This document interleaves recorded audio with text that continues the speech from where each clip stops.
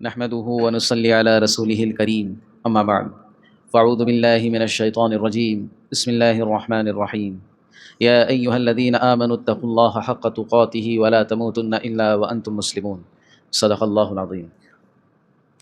محترم حاضرین جمعہ، بزرگ و دوستو اور میرے عزیز ساتھیوں، گزشتہ مہینہ جو گزرا ہے رمضان المبارک، اس سے متعلق ہم نے پورا مہینہ گفتگو کی، اور رمضان المبارک سے پہلے ہم نے محارم سے متعلق گفتگو کی ہے۔ کئی مہینوں سے یہ سیریز چل رہی ہے جس میں اللہ تبارک و تعالیٰ کی طرف سے حرام کردہ چیزیں، اللہ کی نافرمانی والی چیزیں، اللہ کی ناراضگی والی چیزوں کو بیان کیا گیا اور ان سے بچنے کی ترغیب دی گئی اور بچنے کی ترتیب بھی بتائی گئی، جس میں سب سے آخر میں رمضان المبارک سے پہلے نماز کا بیان شروع تھا کہ نماز کا چھوڑنا یہ بہت بڑا گناہ ہے۔ پھر مکمل نماز کی تفصیل بیان کی گئی کہ نماز کے کیا فضائل ہے، اس کو چھوڑنے پر کیا عذابات ہیں، پھر نماز میں کیا کیا چیزیں پسندیدہ ہیں اور کن کن چیزوں سے نماز کا ثواب جاتا رہتا ہے، وہ تمام چیزیں ہم نے سنی۔ اور ہم نے ایک ارادہ اور نیت کی تھی کہ رمضان میں بھی اور رمضان کے بعد بھی ہم نماز کی مشق کریں گے۔ تو ماشاءاللہ گزشتہ چند اتوار سے ہم نماز کی مشق بھی کر رہے ہیں۔ اتوار کو، سنڈے کو ظہر کے بعد نماز کی مشق کی جاتی ہے، الحمدللہ ابھی بھی ہوگی۔ تو ایک نماز کی محنت ماشاءاللہ جاری ہو گئی، اس میں بہت سارے لوگ، تقریباً مسجد پوری بھر جاتی ہے نماز کی مشق کے لیے۔ ایک بہت اچھا عمل ہے، انشاءاللہ اس سے ہماری نسلوں کو بھی بہت فائدہ ہوگا۔ اب ہم اسی چیز کو کنٹینیو کریں گے آئندہ جمعہ سے کہ اللہ رب العزت کی طرف سے کیا کیا ناپسندیدہ چیزیں ہیں، اللہ کو ناراض کرنے والے کیا کیا عمل ہیں، کیا کیا چیزیں حرام ہیں جن سے ایک مسلمان کو ہمیشہ بچتے رہنا چاہیے۔ لیکن آج تھوڑا رمضان سے متعلق، رمضان کے بعد کی محنت اور ماحول سے متعلق گفتگو کریں گے۔ سب سے پہلے تو ہم نے یہ سنا تھا رمضان کے شروع میں کہ رمضان کا مہینہ اللہ رب العزت نے ہم سب کو اس لیے دیا ہے اور روزے اس لیے فرض کیے گئے ہیں تاکہ ہمارے اندر ایک صفت پیدا ہو، اور وہ صفت کا نام ہے تقویٰ، یعنی ہم متقی بن جائیں، اللہ سے ڈرنے والے بن جائیں، ہم جو بھی عمل کریں اللہ کی رضامندی کو سامنے رکھ کے کرنے والے بن جائیں، ہم اللہ کی نافرمانیوں سے اس لیے بچیں کہ اللہ ہم سے ناراض نہ ہو جائے، اس کا نام ہے تقویٰ۔ اور کسی نہ کسی درجے میں الحمدللہ ہم میں سے اکثر لوگ رمضان کے بعد اپنے اندر تقویٰ محسوس کر رہے ہوں گے۔ پہلے جن گناہوں کو کرنے میں بڑی آسانی ہوتی تھی، اب کچھ نہ کچھ وہاں پر بریک لگ رہا ہوگا۔ ابھی رمضان گزرا ہے نا، تازہ تازہ تقویٰ ہم کو نصیب ہوا ہے، اللہ کرے کہ ہمیں ہمیشہ ہمارے ساتھ رہے۔ تو گناہوں سے بچنے میں ابھی آسانی ہو رہی ہوگی، اعمال کے کرنے میں مزہ آ رہا ہوگا۔ لیکن دوستو اگر اس پہ دھیان نہیں دیا گیا، اس کی محنت کو کنٹینیو نہیں کیا گیا، تو دھیرے دھیرے وہ چیز اندر سے نکل جائے گی، پھر وہی زندگی ہو جائے گی جو رمضان سے پہلے والی زندگی تھی۔ اس لیے ہم کو اس بات کی فکر کرنی ہے کہ بھلے ہی تھوڑا، لیکن ہمارا عمل استقامت کے ساتھ ہونا چاہیے، تسلسل کے ساتھ ہونا چاہیے، کنٹینیو ہونا چاہیے۔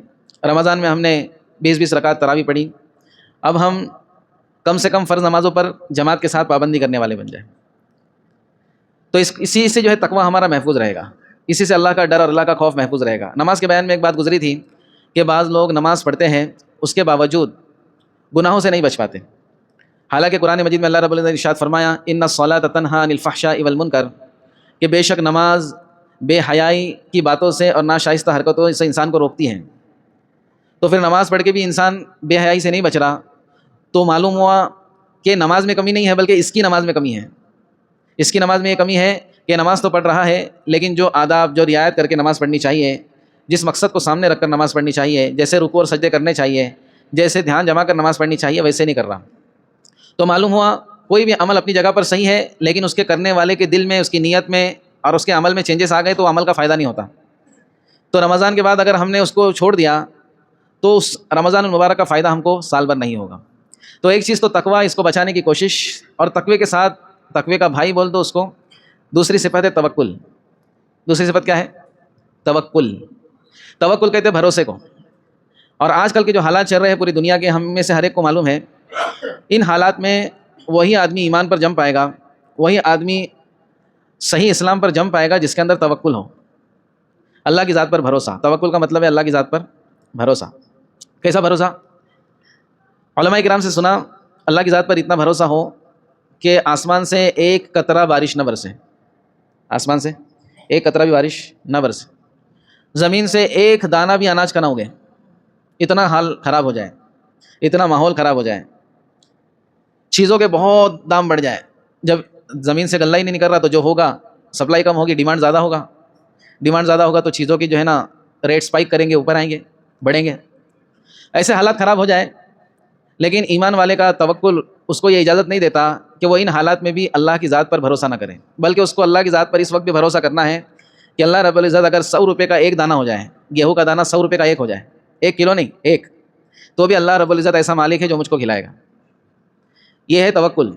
جب توکل آئے گا دوستو تو دنیا کے بڑے سے بڑے مسئلے ہمارے نزدیک چھوٹنے لگنے لگ جائیں گے، کیونکہ اللہ رب العزت سے بڑی تو کوئی چیز نہیں ہے۔ روزانہ ہم نماز میں کئی مرتبہ کہتے ہیں اللہ اکبر، اللہ سب سے بڑا ہے۔ اس کا مطلب کیا ہے اللہ سب سے بڑا ہے؟ یعنی ہمارے جتنے بھی مسئلے ہیں اس دنیا کے اندر سب چھوٹے ہیں، دنیا میں جتنی چیزیں ہیں سب چھوٹی ہیں، دنیا میں بڑی سے بڑی جو ہے نا طاقت اللہ کے نزدیک ہیچ ہے، کچھ اس کی حقیقت اور حیثیت نہیں ہے۔ تو آج کے بیان کا مقصد ہمارے سامنے یہ ہونا چاہیے کہ ایمان والا ہمیشہ اس کا دل توکل سے بھرا ہوا ہوتا ہے، اللہ کی ذات سے یقین سے بھرا ہوا ہوتا ہے، تو حالات کیسے بھی آ جائے ایمان والا گھبرائے گا نہیں۔ تو ہم کو بھی گھبرانا نہیں ہے، جس حال میں بھی ہو اللہ رب العزت ہم کو پالنے والا ہے۔ سب سے پہلے ہم نماز میں سورہ فاتحہ پڑھتے ہیں، اور سورہ فاتحہ میں سب سے پہلے پڑھتے ہیں الحمدللہ رب العالمین، تمام تعریفیں اس کے لیے ہے جو رب العالمین ہے۔ رب کے معنی ہے پالنے والا، رب کے معنی کیا ہے؟ پالنے والا۔ اور کس کو پالتا ہے وہ؟ دوستو یہ دنیا ہے نا، یہ عالم ہے، عالم کیا ہے؟ یہ عالم ہے۔ وہاں پر اللہ رب العزت فرما رہے ہیں رب العالمین، یہ عالم کے جیسے کئی عالم ہیں، اور آج سائنس کی ترقی سے ہم کو پتہ بھی چل گیا کہ اس دنیا تو بہت چھوٹی ہے، اس کے علاوہ گیلیکسی کے اندر کئی پلانٹس ہیں، جوپیٹر، مارس، مون، سن، بہت بڑی بڑی چیزیں، یہ تو سب دکھنے والی چیزیں، چاند سورج ہم کو نظر آتا ہے، تھوڑا آلات کا سہارا لے تو جوپیٹر وغیرہ بھی نظر آتا ہے۔ اس کے علاوہ کہکشاں کے اندر، گیلیکسی کے اندر کئی عالم ہیں دوستو۔ اللہ رب العزت فرماتے ہیں کہ اس دنیا کا نہیں، پورے عالمین کا جتنے بھی عالم ہیں، تم جانتے ہو یا نہ جانتے ہو، اس کا میں رب ہوں۔ رب کا مطلب ہے پالنے والا۔ اچھا وہ عالم کو سب چھوڑ دو، صرف دنیا کا حال ہم دیکھیں تو دنیا کے اندر آپ دیکھیں گے کہ کتنی بڑی بڑی مچھلیاں ہیں سمندروں کے اندر۔ اللہ رب العزت سب کی روزی کا انتظام کر بیٹھا ہے۔ آج تک جو ہے سمندروں میں شارٹیج نہیں ہوئی۔ آج بھی دیکھو جو مچھوارے ہوتے ہیں، جو مچھلی پکڑنے جاتے ہیں، کئی لاکھوں کلو روزانہ مچھلیاں نکلتی ہے پوری دنیا کے اندر، لیکن اس کے اندر کوئی کمی نہیں آتی۔ جانوروں کو دیکھیں آپ، کتنے جانور ہیں دنیا کے اندر۔ تو دوستو بتانے کا مقصد یہ ہے کہ مچھلیاں، یہ جانور، ان کے زندگی کا مقصد یہ ہے کہ انسان کو نفع پہنچائے، اس کے علاوہ کچھ نہیں ہے۔ اللہ رب العزت نے یہ صاف اعلان کر دیا ہے کہ ان الدنیا خلقت لکم، یہ دنیا اور دنیا کی تمام چیزیں تمہارے لیے بنی ہیں، لیکن تم ہمارے لیے بنے ہو۔ تم کس کے لیے بنے ہو؟ اس لیے انسان کو اشرف المخلوقات کہا گیا۔ یہ مخلوقات تو بہت ہے، لیکن سب سے اشرف، سب سے اعلیٰ مخلوقات میں سے انسان ہے۔ تو معلوم ہوا دوستو اللہ رب العزت نے جن کو بے مقصد تو کوئی چیز پیدا نہیں ہوئی دنیا کے اندر، یہ سب ہماری خدمت کے لیے بنی ہے، لیکن ان کا کوئی حساب کتاب آخرت میں نہیں ہوگا، جو حساب کتاب ہوگا ختم ہو جائیں گے، وہ مٹی ہو جائیں گے، ان کا کوئی ہمیشہ رہنے والی چیز نہیں ہے دنیا کی چیزیں، لیکن انسان ہمیشہ رہنے والا ہے، اور انسان مکلف ہے، اعمال کا مکلف ہے انسان اور جنات۔ تو کیا جو اللہ مچھلیوں کو سمندر میں ٹنوں سے کھانا کھلا رہا ہے، جانوروں کو بے حساب کھانا کھلا رہا ہے، وہ کیا ہماری 2 روٹی اور 2 بوٹی کا انتظام نہیں کر سکتا؟ تو اس لیے ہمارے دل کا یقین یہ ہو کہ چاہے حالات کیسے بھی ہو، پالنے والی ذات اللہ کی ہے، پالنے والی ذات۔ اچھا ہم سوچتے ہیں کہ دنیا میں جو کچھ چل رہا ہے یہ ہماری محنت سے ہو رہا ہے۔ یقیناً دوستو اللہ رب العزت نے ہم سب کو محنت کا مکلف بنایا ہے۔ اگر کوئی شخص محنت نہ کرے اور صرف یہ بولے کہ اللہ کھلائے گا، تو اس کو بیوقوف شمار کیا جائے گا اور اس کو بے دین سمجھا جائے گا۔ کیا سمجھا جائے گا؟ یہ دینداری نہیں ہے کہ آدمی ہاتھ پیر نہ مارے اور یہ سوچے کہ بس آسمان سے اترے گا۔ اللہ رب العزت نے اس کا مکلف بنایا ہے، لیکن بھروسہ اپنی محنت کے کرنے کے بعد اللہ کی ذات پہ ہونا چاہیے۔ سمجھ میں آ رہی بات؟ تو دنیا کا جو نظام ہے بظاہر تو ہم کو نظر آتا ہے کہ زمین سے غلہ اگتا ہے، لیکن اگر آپ حقیقت میں دیکھیں تو اناج کا ایک ایک دانہ اللہ کے خزانے سے آتا ہے۔ آپ زمین کو کھود کر کے دیکھیں، اندر کچھ بھی نہیں نظر آئے گا، جو دانہ کسان ڈالتا ہے وہ بھی سڑ جاتا ہے، اور پھر اللہ رب العزت اپنی قدرت سے، اپنے خزانے سے ایک ایک دانے میں جو ہے نا کئی 100 بالیاں نکالتا ہے۔ ٹھیک ہے، ایک چیز یہ ہے، ہم دیکھتے ہیں کہ جو جانور دودھ کے لیے پالے جاتے ہیں، جس سے ہم دودھ حاصل کرتے ہیں، تو یہ دودھ والے جانور کوئی 5 لیٹر، کوئی 7 لیٹر، کوئی 10 لیٹر دن میں دودھ دیتے ہیں آپ، لیکن اندر پیٹ کا نظام دیکھیں تو وہاں پر اتنا دودھ نہیں ہوتا۔ دودھ کا ایک ایک قطرہ اللہ کے خزانے سے آ رہا ہے، شہد کا ایک ایک قطرہ اللہ کے خزانے سے آ رہا ہے۔ تو دوستو صحابہ کرام کا بھی توکل اسی پر تھا، اسی پر بھروسہ تھا کہ اللہ کی ذات پالنہار ہے۔ اللہ رب العزت خاص کر کے ایمان والے کو کبھی بھی اپنی مدد سے محروم نہیں کرتا۔ تو ایمان اگر ہمارے پاس ہے، ہمارے پاس تقویٰ ہے، ہمارے پاس توکل ہے، تو یہ بات کی گارنٹی ہے دوستو اللہ رب العزت نہ ہم کو دنیا میں ناکام کرے گا، نہ آخرت میں ناکام کرے گا۔ تو اپنے دل کو کھول دیں اللہ کے تقوی کے لیے اور اللہ کے توکل کے لیے، اللہ کے بھروسے کے لیے۔ سمجھ میں آ رہی بات؟ تو حالات کیسے بھی ہم کو گھبرانا نہیں ہے، لیکن اس کے ساتھ ایک شرط یہ لگائی کہ حالات میں وہی ٹک پائے گا، وہی جم پائے گا ایمان اور اعمال پر جس کے اندر فکر ہوگی. تو بے فکرہ بھی نہیں ہونا ہے ہم کو, بے فکرہ بھی نہیں ہونا ہے. بے فکری کا مطلب کیا ہے؟ بے فکرہ کا مطلب یہ ہے کہ اللہ کے حکم ٹوٹ رہے ہیں یا اللہ کے حکموں پر ہم عمل کر رہے ہیں, ہم کو اس کی کوئی پرواہ نہیں ہے. ہماری نماز چھوٹ رہی ہے, ہم کو اس کی کوئی پرواہ نہیں ہے, اگرچہ ہمارا نام مسلمانوں والا ہے, اگرچہ ہم نے ابھی رمضان کے روزے رکھے ہیں, لیکن اعمال سے ہم دور ہو گئے دوستوں, تو اللہ کی مدد کا کوئی وعدہ نہیں ہے, اللہ کا کوئی خاص نہیں ہے. اللہ کا خاص وہی ہے جس کے اندر تقویٰ ہو, جس کے اندر بھروسہ ہو, جو اللہ رب العزت کی باتوں کی پرواہ کرتا ہو, جو اللہ کے نبی صلی اللہ علیہ وسلم کی سنتوں کو اہمیت دیتا ہو. اگر ہم نے اللہ کے حکموں کی پرواہ نہیں کی, جیسی زندگی گزارنا ہمارے دل میں آیا ویسے کیا, تو پھر اللہ کو بھی ہماری کوئی پرواہ نہیں ہوگی. تو دو چیزیں سمجھیں یہاں پر. ایک چیز تو ہوتی ہے اللہ کی ذات سے امید, جو ہر ایمان والے کے دل میں ہونی چاہیے. اللہ کی ذات پر یقین یہ ہر ایمان والے کے دل میں ہونا چاہیے. لیکن اللہ کی ذات سے تمنا, یہ تمنا جو ہے دوستو اچھی چیز نہیں ہے. تمنا کس کو کہتے ہیں؟ بہت اچھی مثال آپ کو دو, آپ کو سمجھ میں آ جائے گا. ایک شخص مولوی صاحب کے پاس آیا اور کہنے لگا, حضرت مجھے کئی سالوں سے اولاد نہیں ہے, دعا کیجئے کہ اولاد ہو جائے. تو مولوی صاحب نے دعا کر دی کہ اللہ رب العزت تجھے نیک صالح اولاد دے. پھر چند مہینوں کے بعد آیا, کہنے لگا, حضرت آپ نے دعا کیے ہوں گے لیکن ابھی تک اولاد کا کوئی نظم نہیں بن پایا. تو مولوی صاحب نے پھر سے دعا کی. پھر تیسری مرتبہ کئی مہینوں کے بعد آیا, کہنے لگا, حضرت آپ کیسی دعا کر رہے ہیں, مجھے تو اولاد ہی نہیں ہو رہی. تو حضرت نے بولے, اچھا ایک بات بتا, شادی کیا کیا تو نے؟ بولے, شادی تو نہیں کیا. کیا بول رہا ہے؟ شادی تو میں نے نہیں کیا, اور اولاد کی تمنا کر رہا ہے. بھائی قیامت تک ہوگی کیا؟ اگر پوری دنیا کے مولوی صاحب مل کے بھی دعا کرے تو ہو جائے گی اولاد؟ نہیں ہوگی.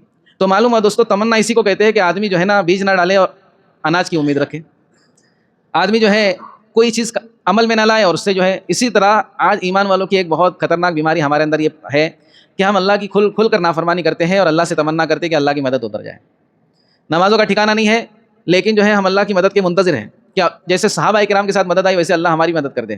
تو تمنا سے کام نہیں چلے گا, تمنا سے کام نہیں چلے گا. دیکھو اللہ کے نبی صلی اللہ علیہ وسلم کی سیرت ہمارے لیے کھلا ہوا نمونہ ہے. اگر تھوڑی سی تیز ہوائیں چلتی تھی, تھوڑا آسمان میں ابر آ جاتا تھا, تھوڑے طوفان کی شکل بنتی تھی, تو اللہ کے نبی صلی اللہ علیہ وسلم سرعت کے ساتھ, حدیث میں آتا ہے سرعت یعنی تیزی کے ساتھ مسجد کی طرف دوڑتے تھے. اللہ کے نبی صلی اللہ علیہ وسلم کو کیا ڈر تھا؟ اللہ کے نبی صلی اللہ علیہ وسلم نبی ہے, اور نبی بھی ایسے جو تمام انبیاء کے سردار ہیں, آخری نبی ہے, اللہ کے چہیتے ہیں.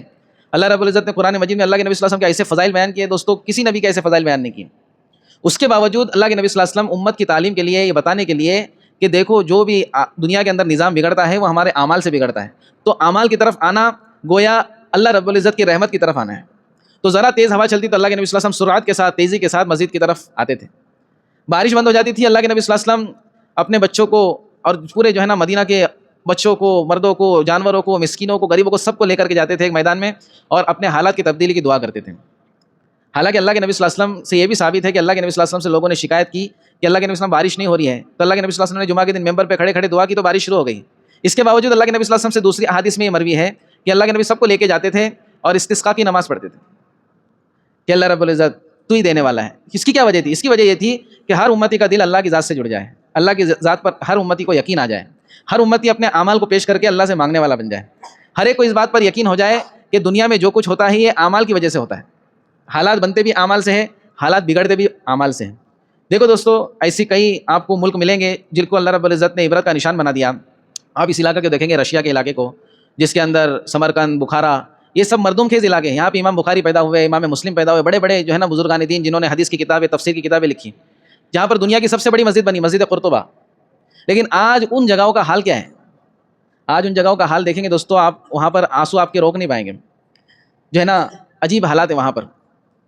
کیوں؟ اس کی وجہ کیا بنی؟ اس کی وجہ یہ بنی کہ اس وقت کے جو مسلمان تھے ان کے پاس کافی علم تھا, کافی چیزیں تھیں, لیکن انہوں نے اس کا صحیح استعمال نہیں کیا. آج حالات یہ دوستو, وہاں کے اکثر لوگ مرتد ہو چکے ہیں, دین اسلام ہی نہیں ہے ان کے پاس. جو مسجد قرطبہ اتنی بڑی مسجد ہے, وہاں پر جو چرچ بنا بیٹھا ہے, بہت حالت خراب ہے. اور یہ خالی دنیا کے کسی ایک حصے کی بات نہیں ہے, اکثر حصوں کی یہی بات ہے.